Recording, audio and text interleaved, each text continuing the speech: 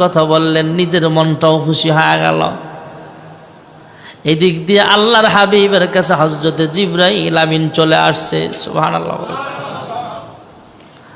আল্লাহর হাবিব আল্লাহ তাআলা আমার দিয়া জান্নাত থেকে 10টা তাজা আনার আপনার মেয়ে ফাতেমার জন্য পাঠিয়েছেন। সুবহানাল্লাহ। আল্লাহর সাথে সওদাটা ভালো করে করছে। ফালাহু আজরু মিআতি আমসালিহা, একটা আমল করলে 10 গুণ বাড়ায়া দিবে আল্লাহ তাআলা। সুবহানাল্লাহ বলেন। আনার খাওয়াইলো একটা, জান্নাত থেকে আসছে কয়টা? জিবরাইল আমিন বিস্তারিত ঘটনা আল্লাহর হাবিবকে শোনায়া দিলেন। দুজাহানের সর্দার একজন সাহাবীর কাছে 10টা আনার দিয়া পাঠায়া দিলেন, যাও আলীর ঘরে নিয়ে যাও। হযরত আলীর দরওয়াজার সামনে সাহাবী গেলেন, একটা আনার পকেটে রাইখা দিলেন, 9টা আনার দিলেন। হে আলী, তোমার জন্য হাদিয়া জিবরাইলের মাধ্যমে আল্লাহর হাবিবের কাছে চলে আসছেন। আল্লাহর হাবিব আমারে দিয়া পাঠাইছেন, তোমাকে আল্লাহ জান্নাত থেকে আনার দিছে। সুবহানাল্লাহ বলেন। এবার আলী রাদিয়াল্লাহু আনহু একটা একটা করে আনার গনে 1 2 3 4 5 6 7 8 9, কয়টা কম? আলী ডাক দেয়া বলে, হে আল্লাহর নবীর সাহাবী, এই আনার আমার নয়, তুমি ভুল ঠিকানায় চলে আসছো, এই আনার আমার না। আল্লাহর নবীর সাহাবী ডাক দেয়া বলে, আলী, আনারের গায়ে তো আর কারো নাম লেখা না, তুমি কিভাবে বুঝলা? আলী ডাক দেয়া বলে, আল্লাহর নবীর সাহাবী, আমি আল্লাহর হস্তে একটা আনার ভিক্ষুককে দান করেছিলাম। আল্লাহ তাআলা যদি জান্নাত থেকে আনার পাঠায় থাকে তাহলে 9টা পাঠাবে না, 10টা পাঠাবে। সুবহানাল্লাহ। এখানে আমি গয়না দেখলাম 9টা আনার, তাহলে এটা আমার না। আল্লাহর নবীর সাহাবী পকেট থেকে বাকি একটা আনার বের কইরা কয়, হে আলী, 100% তোমার ঈমানি পরীক্ষায় তুমি পাস। জোরে কোন সুবহানাল্লাহ। লা ইলাহা ইল্লাল্লাহ, লা ইলাহা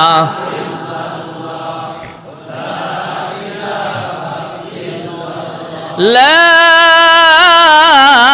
ইলাহা ইল্লাল্লাহ মুহাম্মাদুর রাসূলুল্লাহ সাল্লাল্লাহু আলাইহি ওয়াসাল্লাম।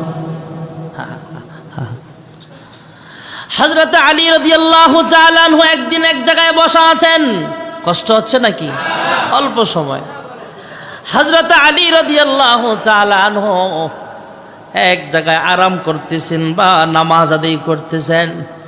এদিক দিয়ে একটা ভিক্ষুক আবু জাহেলের কাছে আইসা বলে, ভিক্ষা দাও। কি দাও? আবু জাহেল এর সাথে আরেকজন কয়েকজন সাহাবী না কাফের ছিলেন, মানে এর সহচর যারা ছিল, এরা ক্রিটিসাইজ করার জন্য, ঠাট্টা করার জন্য ভিক্ষুককে বলে, ভিক্ষুক মুসলমানের কাছে যাও, আলীর কাছে যাও। কারণ আবু জাহেল জানে আলীর কাছে কোনো টাকা পয়সা নাই। আলী যদি টাকা না দেয় তাহলে ভিক্ষুক আবার আমাদের কাছে আসলে আমরা মুসলমানদেরকে ইচ্ছা মতো গালাগালি করব। নাউজুবিল্লাহ। কোন আল্লাহর ওয়াস্তে ভিক্ষুক এবার আলীর কাছে ভিক্ষা চাইলেন। আলী তো আর সাধারণ বোকা মানুষ না।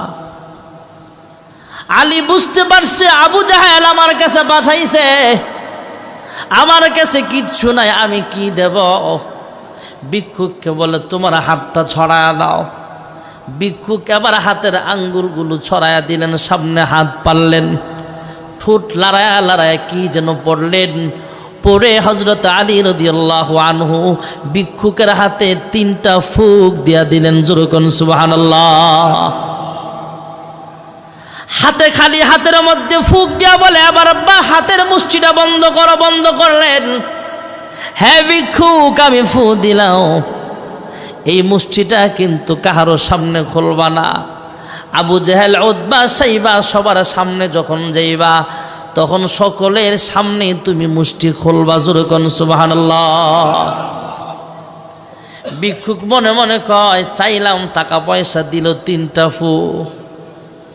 মনে মনে আলীকে গালাগালি করে, আবু জাহেলের কাছে গেলে আবু জাহেলও গালাগালি করে। আবু জাহেল ডাক দেয়া বলে, আলীর কাছে গিয়েছিল, আলীর টাকা পয়সা নাই, মুসলমানরা কিপটা।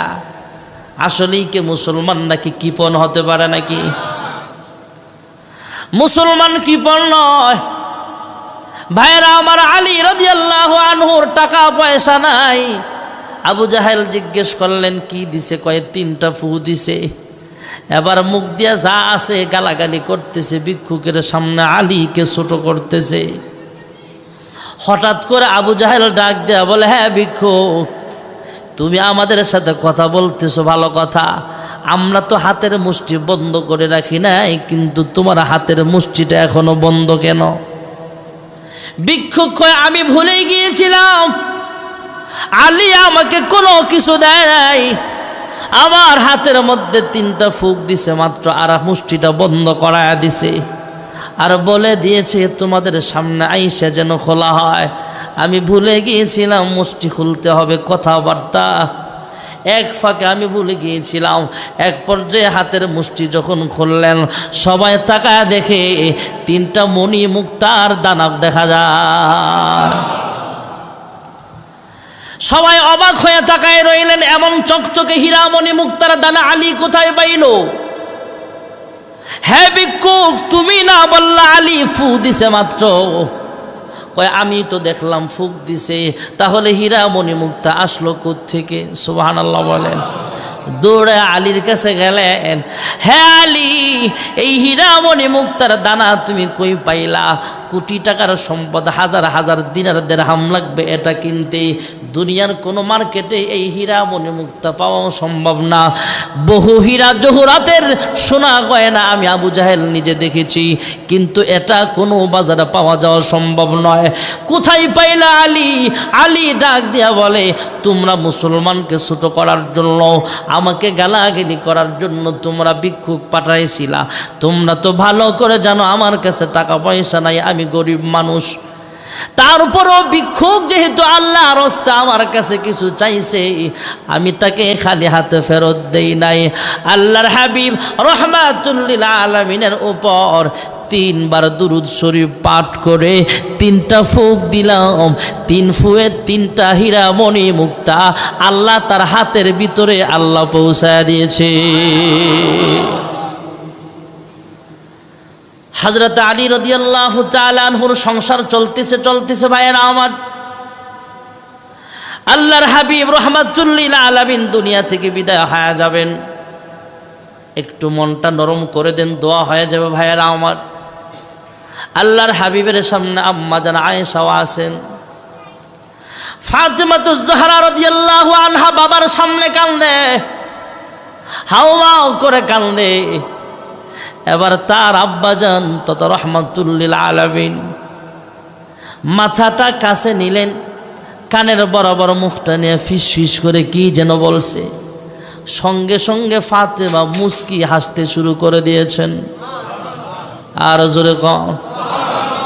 আম্মা জান আয়েশা ডাক দিয়া বলে, হে মা, এ ফাতেমা তোমার কি হয়েছে? দেখলাম তোমার আব্বা তোমার কানের কাছে মুখটা নিয়ে কি যেন বলল, ফিস ফিস করে আস্তে আওয়াজে। কথা শোনা মাত্র তুমি একটু আগে তো কাঁদতেছিলে, এখন কেন হাসো? আম্মা জান আয়েশার প্রশ্নের জবাবে ফাতেমা বলে, হ্যাঁ মা, আমার আব্বা দুনিয়া থেকে বিদায় হয়ে যাবেন, সেই বিরহ বেদনায় আমি কাঁদতেছিলাম। আমার কান্না দেখে আব্বা আমার কানে কানে জানায় দিলেন, হ্যাঁ ফাতেমা, আমার ঘনিষ্ঠ ব্যক্তিদের মাঝে আমি দুনিয়া থেকে বিদায় হওয়ার পর সবার আগে আমার সাথে তোমার দেখা হবে। জোরে কোন সুবহানাল্লাহ। ফাতেমার বুঝতে আর বাকি নাই, সবার আগে আমি আব্বার সাথে কবরে দেখা হবে, জান্নাতে দেখা হবে। আল্লাহর হাবিবের জীবদ্দশায় এই কথা ফাতেমাকে জানায় দিলেন। দিন যায় রাত যায়, কয়েক মাস পরে হযরতে ফাতেমা অসুস্থ হয়ে গেলেন। মৃত্যুর সময় ঘনায় আসলো। রমজান মাস শুরু হয়ে গেছে। রোজা রাখছে, সেহরি খাইছে। রোজা রাইখা হযরতে আলী রাদিয়াল্লাহু তাআলা আনহু বাইরে গেলেন। ঘরের ভিতরে আয়েশা দেখে ঘরটা সুন্দর করে সাজানো গুছানো, বিবিটাও অন্য দিনের চাইতে আজকে সুন্দর পোশাক পরে সেজে গুজে বসে আছে। ঘরের ভিতরে যাইয়া যদি দেখেন আপনার বউটা সেজে গুজে আছে আপনার জন্য, তখন স্বামীর মনটা খারাপ লাগবে না ভালো লাগবে? কিন্তু আমাদের সমাজের মেয়েরা, অধিকাংশ মহিলারা স্বামীর কাছে সাজে না। বিয়ে বাড়ির যাবে, মার্কেটে ঘুরতে যাবে, তখন সাজে। ও মা, পর পুরুষকে দেখাইবার জন্য সেজো না, স্বামীর জন্য সাজবা। আমরা পুরুষরাও মোহাব্বতের মাইট দিবেন না সাজলে, যে অন্য বাড়িতে গেলে সাজবা তো পরের কথা, যতক্ষণ আমি ঘরে থাকবো ততক্ষণ সবচেয়ে বেশি সাজবা। এটা জান্নাতি মহিলাদের স্বভাব। সুবহানাল্লাহ বলেন। আল্লাহ আমাদের মা বোনদেরকে জান্নাতি মহিলা বানাও। সুবহানাল্লাহ বলেন। হযরত আলী রাদিয়াল্লাহু আনহু, হযরতে ফাতেমা ঘর পরিপাটি করে সুন্দর করে সাজায় গুজায় রাখছে, দেখা মনটা ভীষণ খুশি হয়ে গেছে।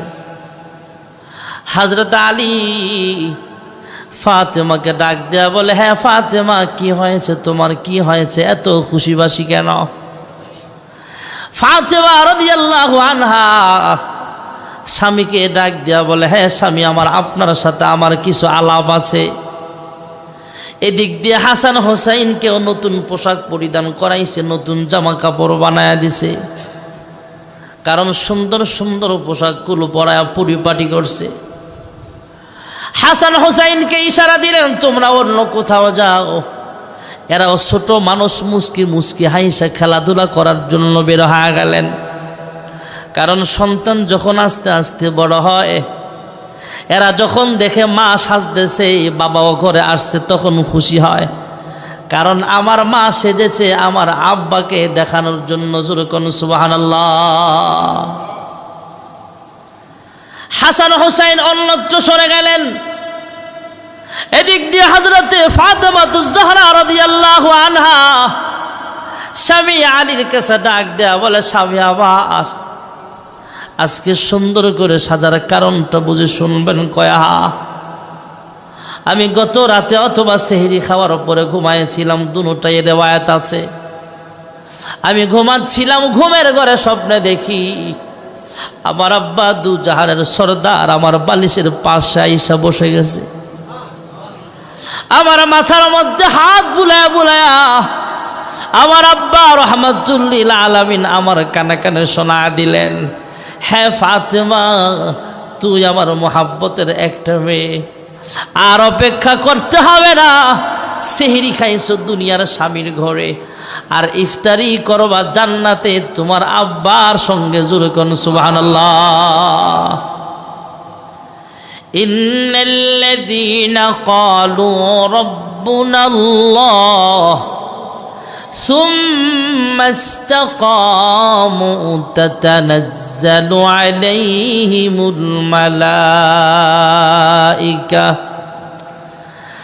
ألا تخافوا ولا تحزنوا وأبشروا بالجنة التي كنتم توعدون।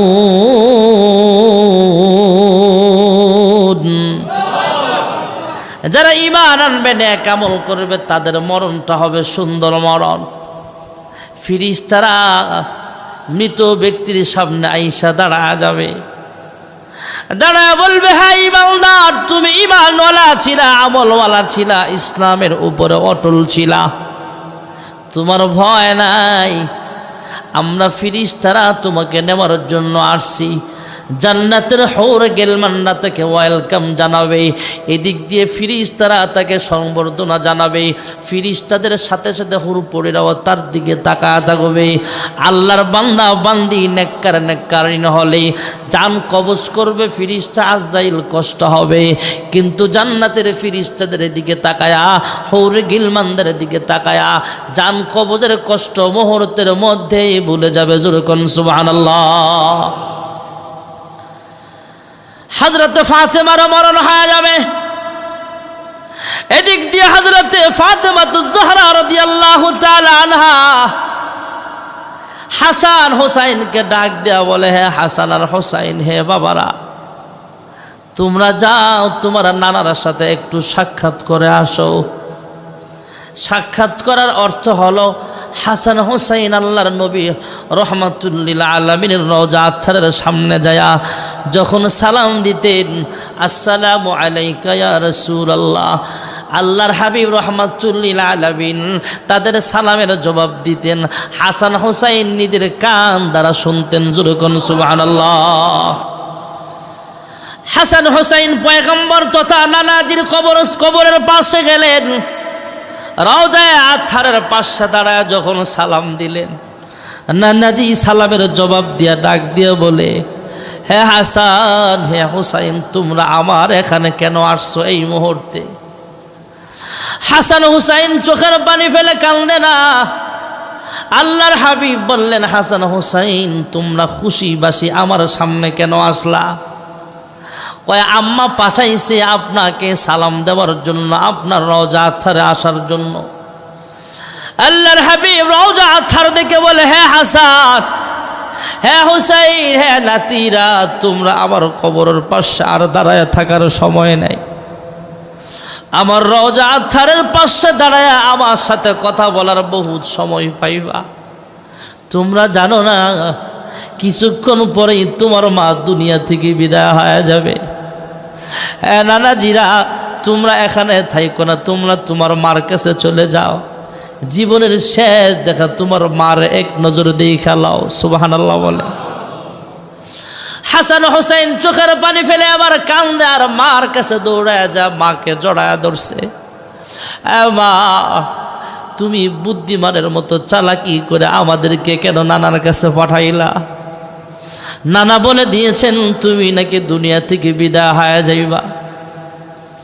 হযরত আলী রাদিয়াল্লাহু আনহা জীবনে সবচাইতে সাকসেসফুল একটা মানুষ, কামিয়াব অর্জন করেনওয়ালা একটা মানুষ।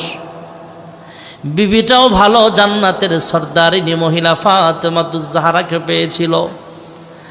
দুনিয়া থেকে বিদায় হয়ে যাবেন, নিজেও কান্দে, ফাতেমাও কান্দে, হাসান হুসাইনও কান্দে। হঠাৎ করে আলী ডাক দেয়া বলে, হ্যাঁ ফাতেমা, তুমি দুনিয়া থেকে বিদায় হয়ে যাবে বুঝতে পারলাম, কিন্তু এতগুলো গরম পানি কেন চুলায় বসায় রাখলা? দেখতেছি আমার পরনের কাপড় ছাড়া সব ব্যবহারিত কাপড়গুলো তুমি বালতিতে ভিজায় রাখলা। হাসান হুসাইনের পরনের কাপড়গুলো ছাড়া সব কাপড় তুমি বালতিতে ভিজায় রাখলা। তুমি না দুনিয়া থেকে বিদায় হয়ে যাইবা?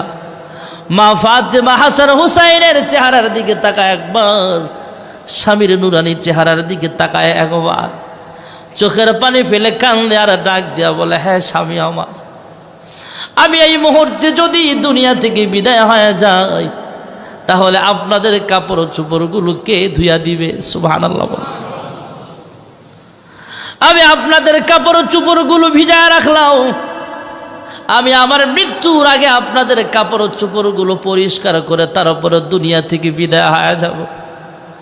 কয়, এতগুলো রান্না বান্না কার জন্য করো? আটা পিসাইছো কেন? আটার খামিরা এতগুলো কেন বানাইলা?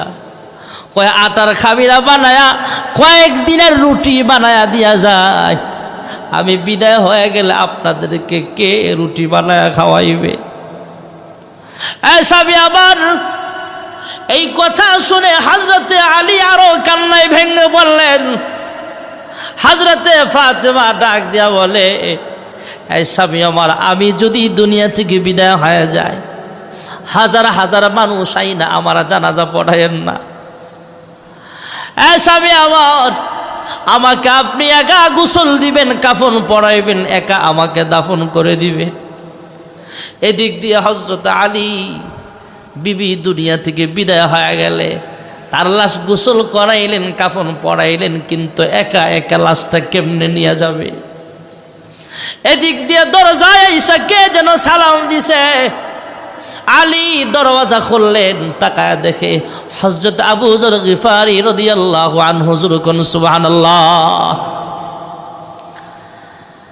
হযরত আবু যর গিফারি ডাক দিয়া বলে, হে আলী, কথাবার্তার এক ফাঁকে আদান প্রদানের পর একজন আরেকজনকে ভালো মন্দ জিজ্ঞেস করে দেখছে, একজন আরেকজনকে দেখা কাঁদতেছে। আলী ডাক দিয়া বলে, হে আবু যর, এই মুহূর্তে তুমি কেন আসলা? কয়, আমি আসি নাই, আমি একটু ঘুমাচ্ছিলাম, ঘুমের ভিতরে স্বপ্নে দেখি আল্লাহর হাবিব রাহমাতুল লিল আলামিন আমাকে বলে, আবু যর, আমার মেয়ে ফাতেমা দুনিয়া থেকে বিদায় হয়ে গেছে, ফাতেমাকে দাফন করতে হবে, আমার মেয়ের জামাই আলী একা পারবে না, তাড়াতাড়ি ঘুম থেকে উইটা সেখানে যাও, তার দাফনের ব্যবস্থা করো। জোরে কোন সুবহানাল্লাহ। হযরত আলী রাদিয়াল্লাহু আনহু আর আবু যর মিলে দুজনে সেখানে চলে গেলেন। লাশটা নিয়ে জান্নাতুল বাকি কবরস্থান মদিনার পাশে চলে গেলেন।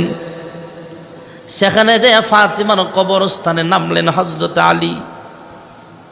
কবরের দিকে তাকায়া আবু যর ডাক দিয়া বলে, হ্যাঁ কবর, তোমার ভিতরে যাকে দাফন করতেছি তিনি কিন্তু সাইয়্যিদাতু নিসাই আহলিল জান্নাহ। জোরে কোন সুবহানাল্লাহ।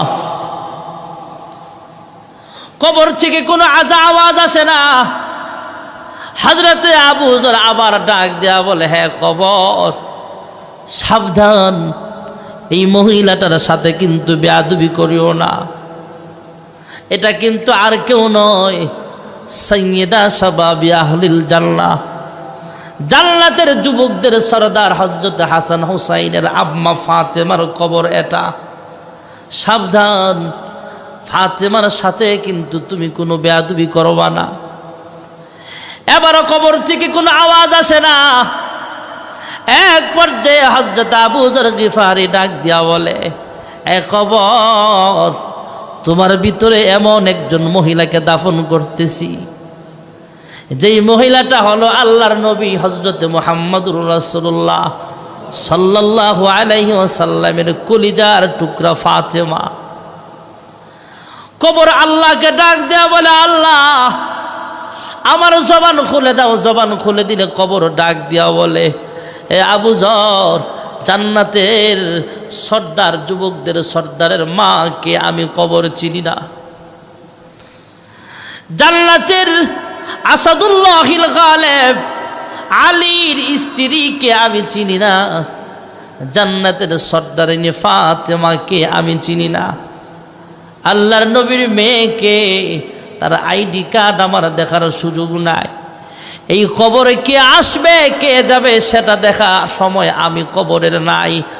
তবে ঈমান আমল নিয়ে যদি আমার কাছে আসতে পারো, তাহলে এই কবরটা হবে জান্নাতের বাগান। জোরে কোন সুবহানাল্লাহ। কবরের ভিতরে যাওয়ার পর আল্লাহর কোনো বান্দা বান্দির কাছে যখন ফেরেশতারা আইসা প্রশ্ন করবে, প্রশ্নের জবাব যদি সঠিকভাবে দেওয়া যায়, তাহলে কবরটা অনেক প্রশস্ত আল্লাহ বানায় দিবে। জান্নাত থেকে জান্নাতের নাজ নিয়ামত, আলো বাতাস আসতে থাকবে। জোরে কোন সুবহানাল্লাহ। ভাইরা আমার, কথা লম্বা হয়ে গেল।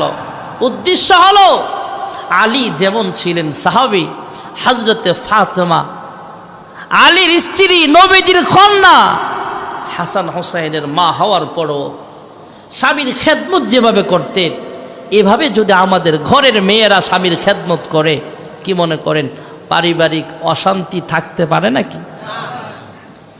আল্লাহ, আমি, আমার পরিবার, আমার ছেলে মেয়ে, আমরা, আমাদের ছেলে মেয়ে, আমাদের পরিবার সাহাবায়ে কেরামদের পরিবারের মতো আল্লাহ বানায় দাও। জোরে কোন আমিন।